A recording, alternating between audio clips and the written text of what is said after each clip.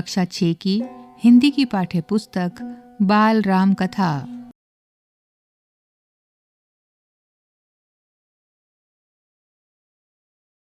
बारह पाठों की इस पुस्तक का अब प्रस्तुत है तीसरा पाठ, दो वरदान। पृष्ठ 14। राजा दशरथ के मन में अब एक ही इच्छा बची थी, राम का राज्याभिषेक।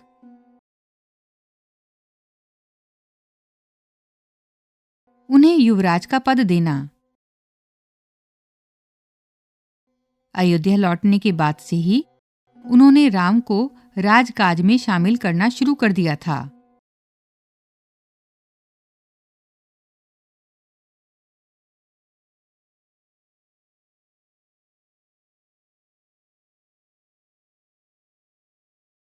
राम यह जिम्मेदारी अच्छी तरह निभा रहे थे।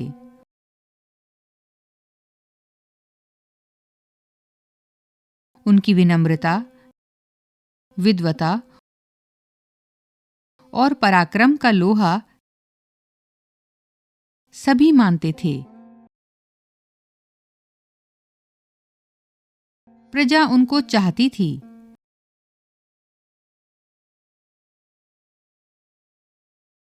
दशरथ के लिए तो वह प्राणों से प्यारे थे ही।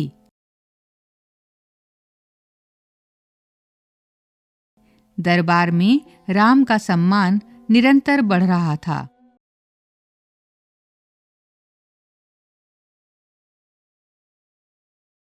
राजा दशरथ वृद्ध हो चले थे।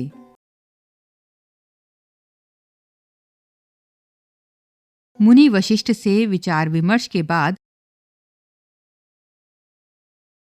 एक दिन उन्होंने दरबार में कहा, मैंने लंबे समय तक राजकाज चलाया। जैसे बन पड़ा। अब मेरे अंग शिथिल हो गए हैं।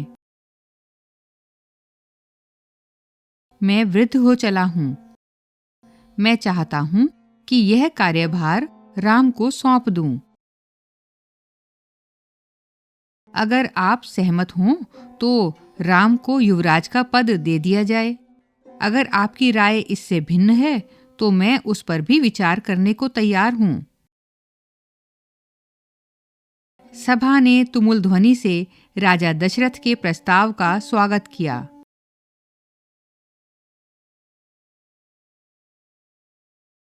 राम की जय जयकार होने लगी। दशरथ थोड़ी देर तक सुनते रहे, संतोष के साथ। उन्होंने कहा, शुभ काम में देरी नहीं होनी चाहिए।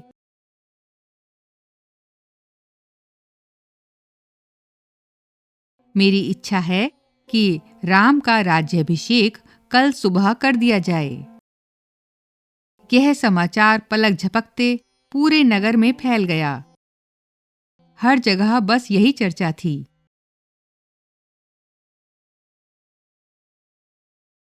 राज्याभिषेक की तैयारियां शुरू हो गईं।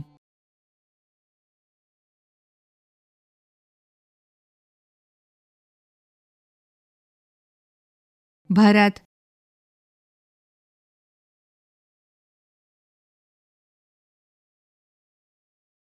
और शत्रुघ्न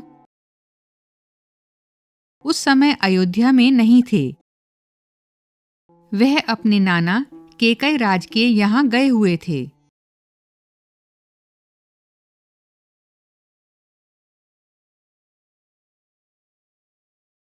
भरत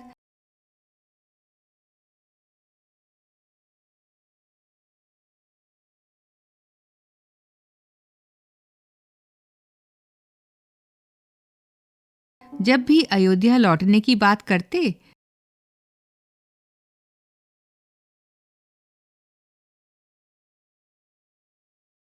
नाना उन्हें रोक लेते।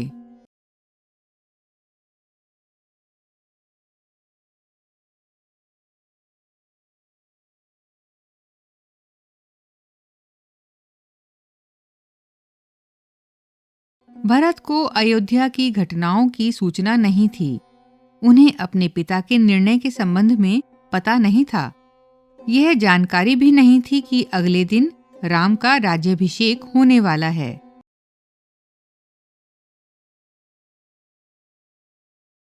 कैकई से एक दिन में भरत और शत्रुघ्न का आना संभव नहीं था।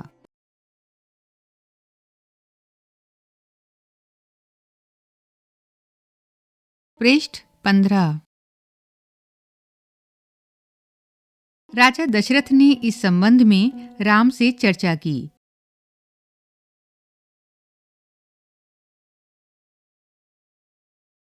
कहा कि भरत यहाँ नहीं है, पर मैं चाहता हूँ कि राज्याभिषेक का कार्यक्रम ना रोका जाए।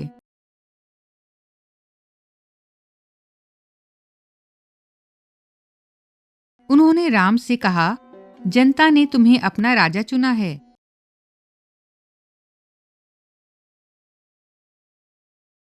तुम राजधर्म का पालन करना।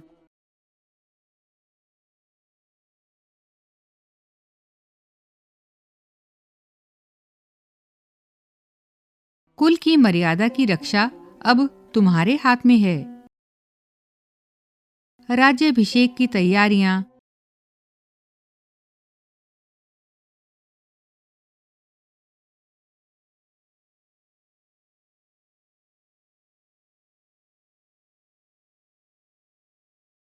रानी कैकई की दासी ने भी देखी।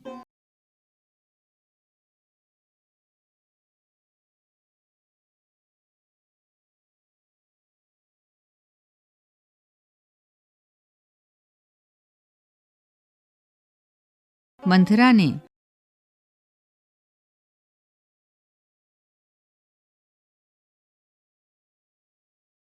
शुरू में उसे इस चहल पहल का कारण समझ में नहीं आया। उसने इसे कोई अन्य अनुष्ठान समझा। इतनी रौनक, इतनी सजावट,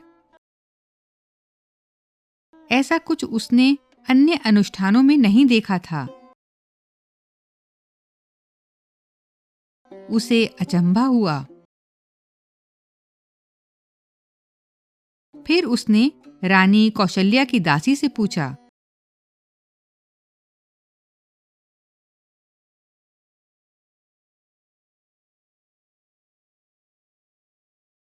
उसे तब पता चला कि कल राम का राज्याभिषेक होने वाला है।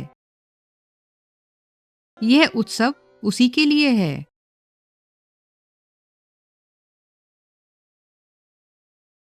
मंथरा जल भुन गई।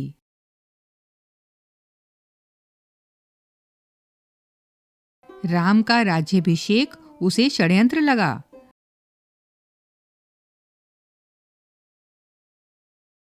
कैकई के विरुद्ध।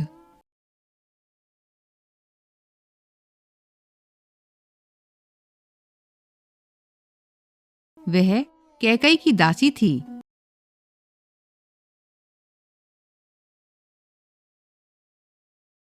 बचपन से कैकई का हित उसके लिए सर्वोपरि था।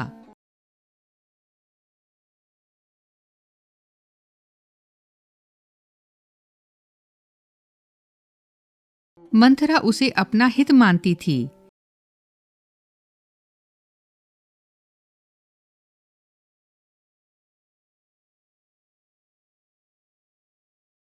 वह कैकई की मुंह लगी थी।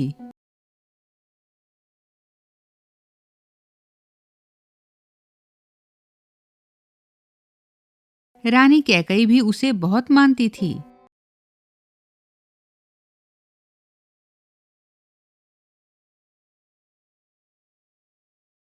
क्रोध से आग बबूला मंथरा रनिवास की ओर भागी।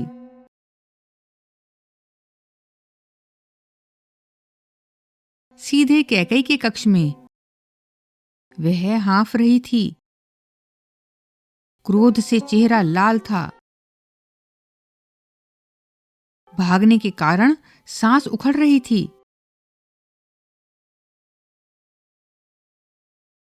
उसने रानी कैकई को सोते हुए देखा।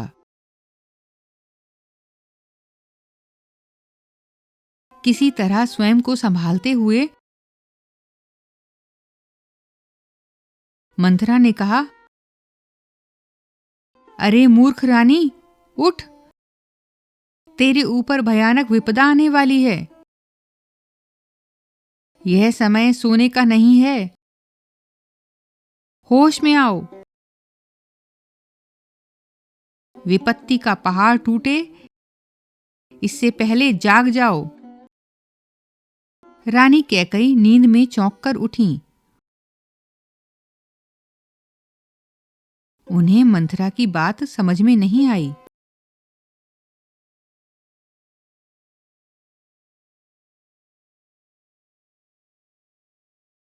बात क्या है?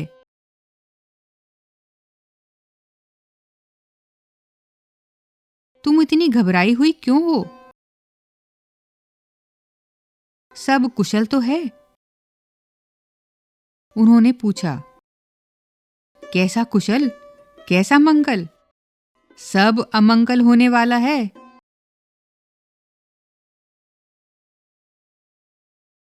तुम्हारे सुखों का अंत।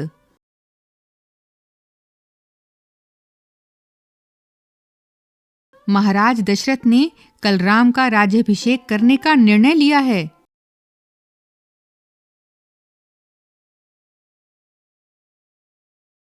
अब राम युवराज होंगे।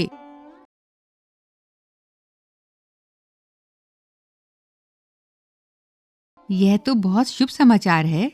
कैकई ने प्रसन्नता से अपने गले का हार उतारकर मंथरा को दे दिया।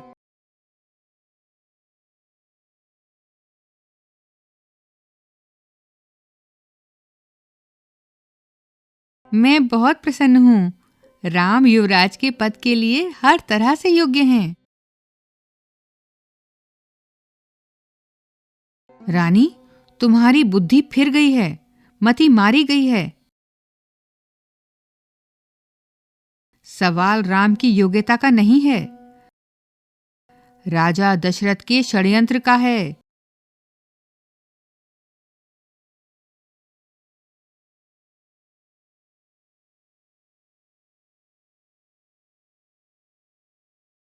तुम्हारे अधिकार छीनने का है।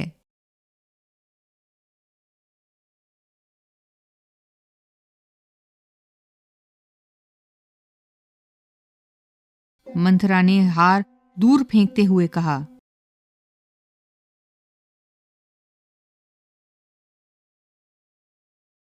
यह षड्यंत्र नहीं तो और क्या है?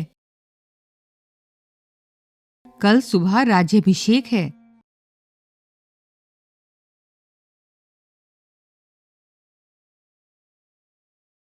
भरत को जानबूझकर ननिहाल भेज दिया।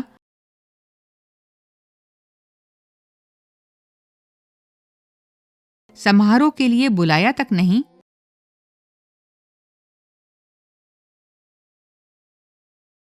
पृष्ठ 16। कैकई का स्वर उग्र हो गया। उन्होंने मंथरा को डांटते हुए कहा, राम के प्रति मेरा अगाध स्नेह है। वह मुझे मां के समान मानते हैं। तुझे इसमें षड्यंत्र दिखाई देता है?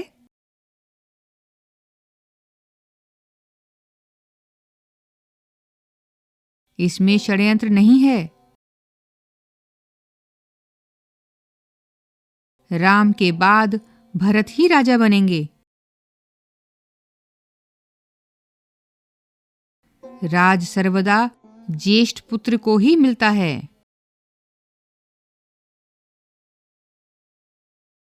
मंथरा पर इस फटकार का कोई प्रभाव नहीं हुआ। उसके लिए यह दशरथ का षड्यंत्र था।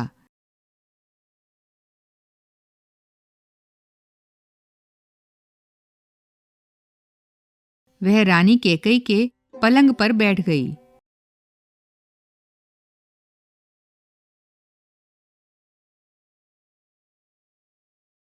उनके बहुत निकट कैकई के चेहरे की ओर देखते हुए उसने कहा, तुम बहुत भोली हो, नादान हो। तुम्हें आसन्न संकट नहीं दिखता।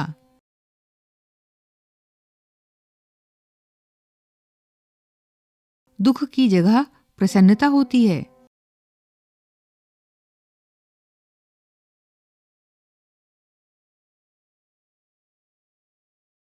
इस बुद्धि पर किसी को भी तरस आएगा। समझो रानी, राम राजा बने तो तुम कौशल्या की दासी बन जाओगी।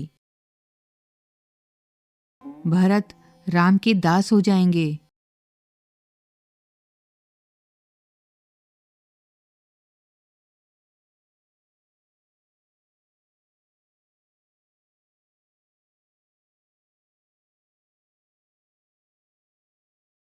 वह राजा नहीं बनेंगे।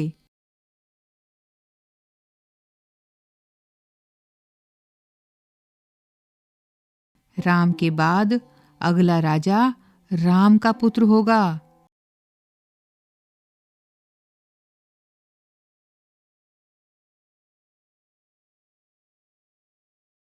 अनर्थ को अर्थ समझने की मूर्खता मत करो रानी।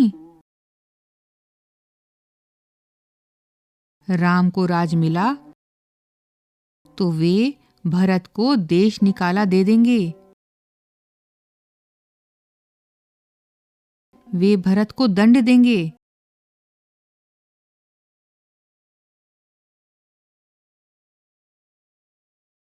इस तिरस्कार से भरत की रक्षा करो रानी।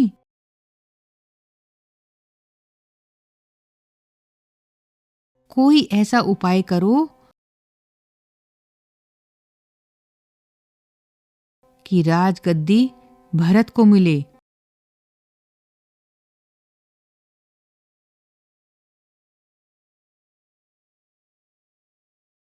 और राम को जंगल भेज दिया जाए।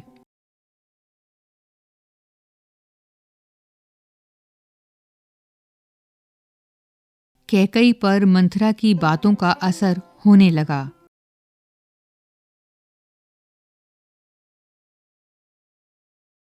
उसका सिर चकरा गया।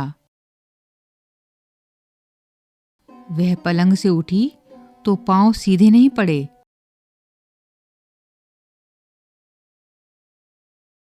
आंखों में आंसू थे।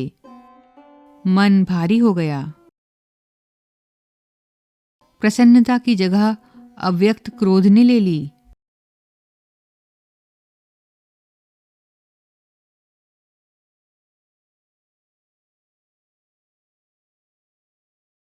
मंथरा के तर्कों में उन्हें सच्चाई दिखने लगी।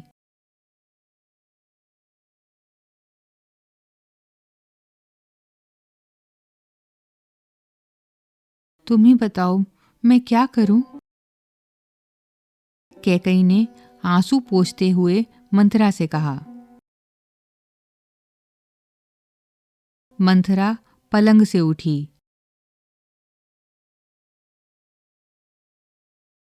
कैकई के पास जाकर खड़ी हो गई। उसने कहा, याद करो रानी, महाराज दशरथ ने तुम्हें 2 वरदान दिए थे।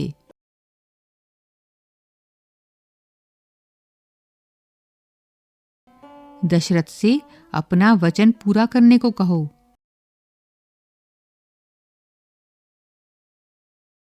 एक से भरत के लिए राजगद्दी मांग लो, दूसरे से राम को 14 वर्ष का वनवास।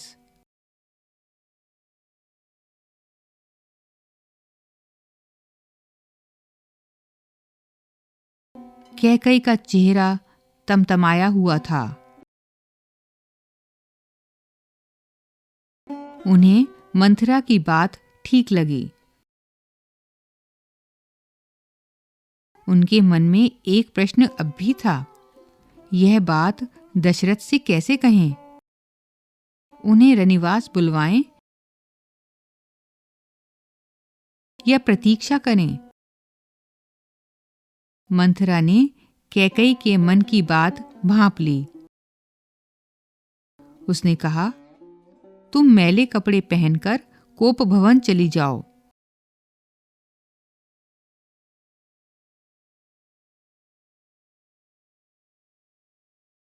महाराज दशरथ आए तो उनकी ओर मत देखो, बात मत करो। तुम उनकी प्रिय रानी हो।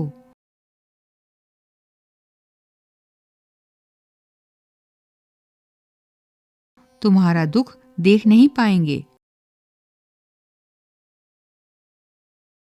बस उसी समय तुम उन्हें पिछली बात याद दिलाना, दोनों वचन मांग लेना। पृष्ठ 17। मैं ऐसा ही करूंगी। महाराज का षड्यंत्र सफल नहीं होने दूंगी। मंथरा का लक्ष्य पूरा हो गया था।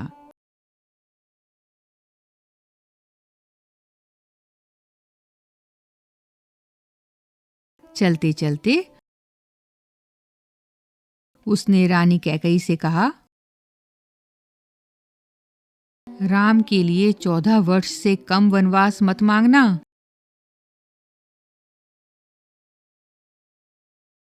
भरत इतने समय में राजकाज संभाल लेंगे।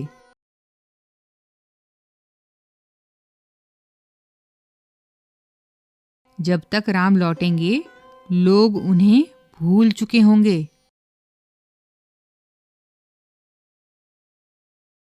अब जल्दी करो रानी, समय बहुत कम है। रानी कैकई कोप भवन चली गई। मंथरा रनिवास से निकल गई।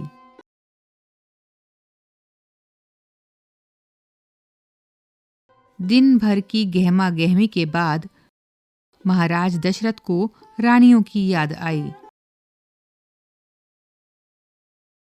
तुरंत रनिवास की ओर चल पड़े, उन्हें शुभ समाचार देने। सबसे पहले वह कैकई के कक्ष की ओर मुड़े। कैकई वहां नहीं थी। प्रतिहारी से पूछा, पता चला कि वे कोप भवन में हैं।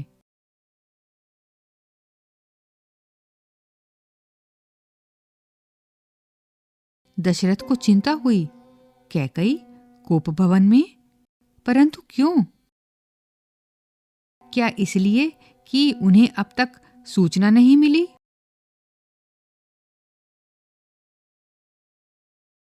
मैं उन्हें अवश्य मना लूंगा, दशरथ ने सोचा। दशरथ कोप भवन का दृश्य देखकर हैरान हो गए। उन्हें कुछ समझ में नहीं आया। कैकई जमीन पर लेटी हुई थीं, बाल बिखरे हुए, गहने कक्ष में बिखरे हुए, कपड़े मैले।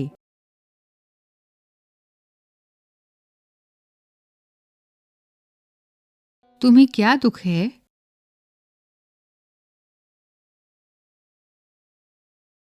क्या हुआ है तुम्हें? मुझे बताओ। अस्वस्थ हो? राजवैद्य को बुलाऊं? दशरथ ने कई सवाल पूछे। कोई उत्तर नहीं मिला। कैकई रोती रही। तुम मेरी सबसे प्रिय रानी हो।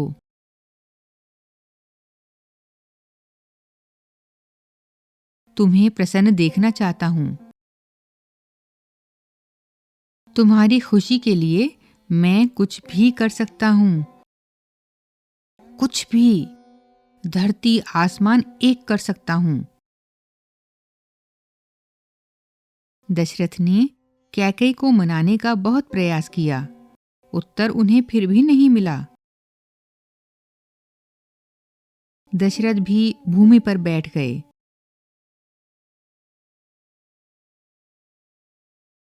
विनती करते रहे।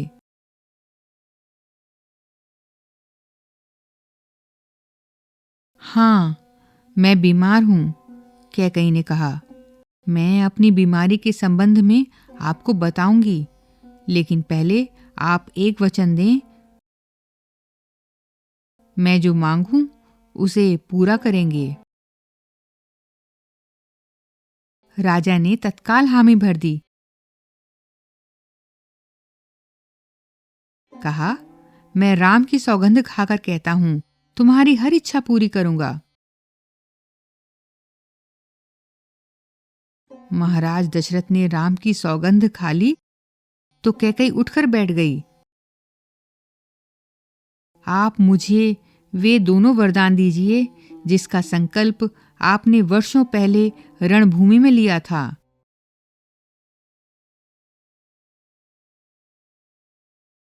महाराज दशरथ ने हामी भरी। कल सुबह राज्याभिषेक भरत का हो।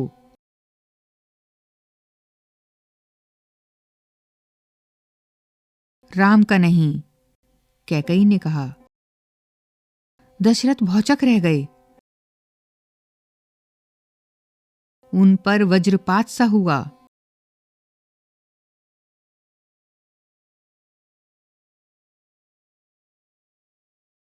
थोड़ी देर रुककर कैकई बोली, राम को 14 वर्ष का वनवास हो। पृष्ठ 18।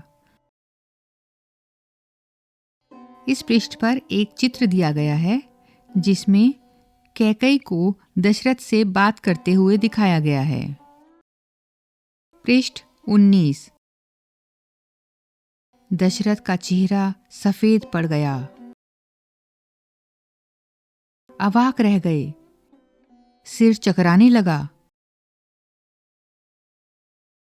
वे मूर्छित होकर गिर पड़े। कुछ देर में राजा को होश आया।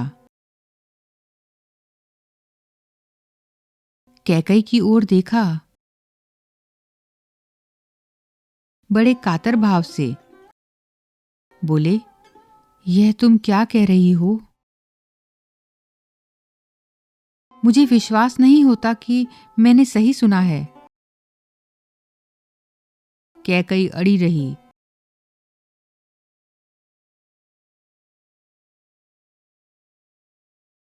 दशरथ कैकई की मांग को अस्वीकार करते रहे, अनर्थ बताते रहे। तब कैकई ने अंतिम हथियार चलाया। अपने वचन से पीछे हटना रघुकुल का अनादर है। आप चाहें तो ऐसा कर सकते हैं।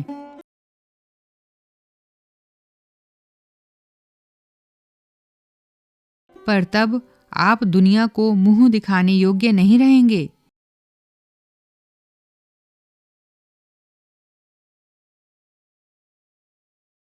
रही मेरी बात, आप वरदान नहीं देंगे तो मैं विष पीकर आत्महत्या कर लूंगी। यह कलंक आपके माथे पर होगा। राजा दशरथ यह सुन नहीं सके। दोबारा बेहोश हो गए। रात भर बेसुध पड़े रहे।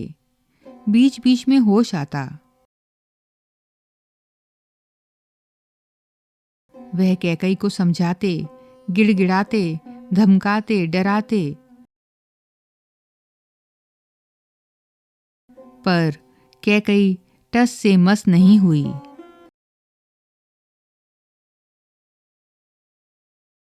सारी रात इसी तरह बीत गई।